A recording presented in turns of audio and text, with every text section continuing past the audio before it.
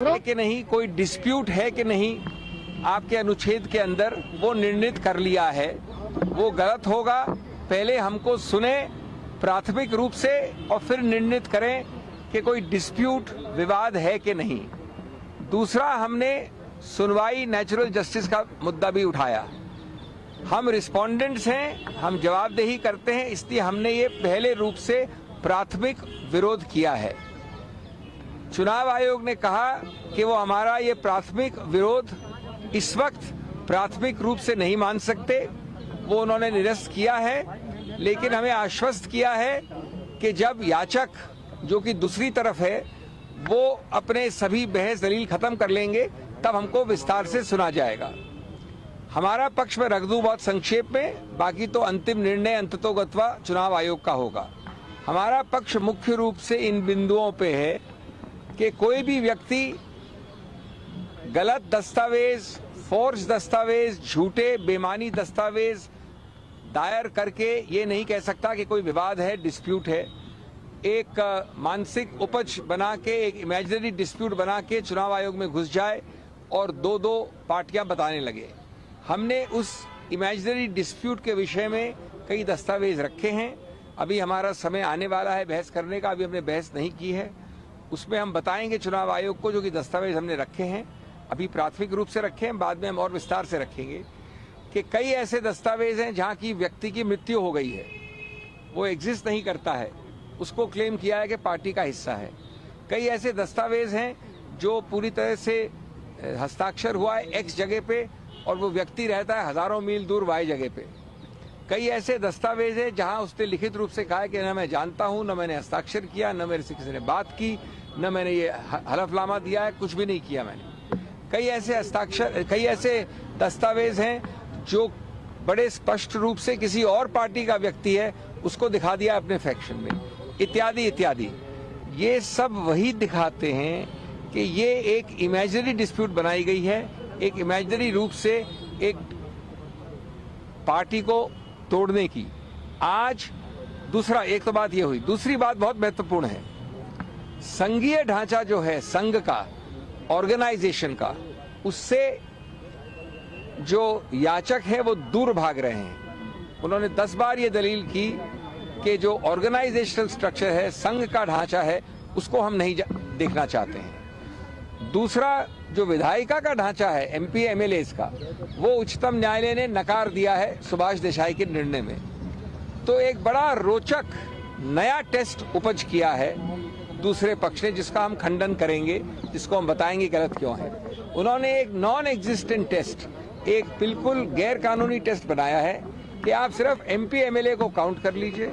यद्यपि उच्चतम न्यायालय ने कहा है कि जहां डिस्क्वालिफिकेशन की याचिकाएं लंबित हैं वहां आप एमपी एमएलए काउंट नहीं कर सकते।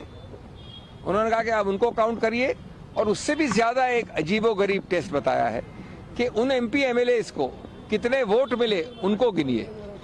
आज तक हमने कानून में ऐसे टेस्ट नहीं सुने हैं। मैं समझता हूं कि निराधार है। मैं समझता हूं कि ये याचिकों की बौखलाहट और घबराहट का द्योतक है। हम इस सब को डील करेंगे। मैं ज्यादा विस्तार में नहीं कहना चाहता, लेकिन आज अगर एनसीपी कोई है, एनसीपी जो बनी, एनसीपी की योजना की, एनसीपी की रचना की, एनसीपी को बढ़ाया, एनसीपी का चेहरा वो मेरे साथ खड़ा है। ये अजीबोगरीब बात है कि दूसरे लोग इस प्रकार के अजीबोगरीब दलीलों पे कह रहे हैं कि न ऑर्गेनाइजेशनल टेस्ट कर सकते हैं, न विधायिका का टेस्ट कर सकते हैं, और जिस आदमी ने बनाया पूरा एनसीपी उसको इग्नोर करें। I will be very brief in English. We have appeared today over 2 hours the hearing went. The first part of the hearing for about an hour was our preliminary objection, where we said that you are obliged to determine as a threshold issue whether there is a dispute or not. Your jurisdiction depends on whether there is a dispute or not. The commission heard us but said we will not decide at this stage. That application we have liberty. That rejection we can challenge in a court if we wish. We'll take that decision collectively later.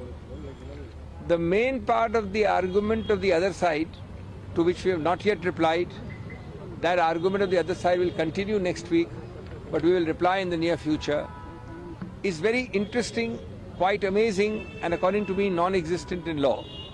The first argument they are saying is that we don't want the organizational test. They know that 99% of the overwhelming majority of the NCP cadre is with the man standing next to me.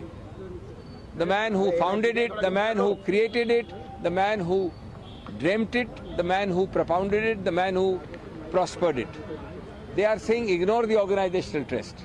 Second thing they are saying that although the Supreme Court has clearly said that where a disqualification is pending, you cannot apply the legislative majority test.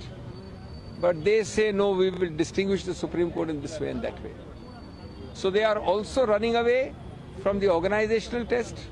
They are out of the legislative test because the Supreme Court says no. But they invent a test to suit themselves.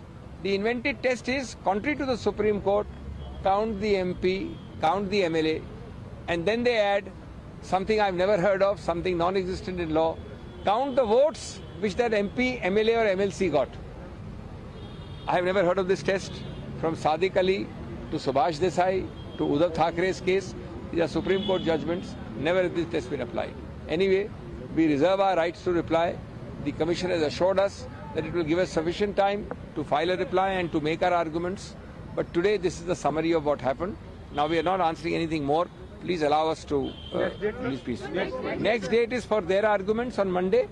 Then there will be possibly further arguments on their side. Then we will be getting a date. We have not got our date yet. That we must. Thank you. Thank you. Thank you so much. Thank you. Thank you so much, sir.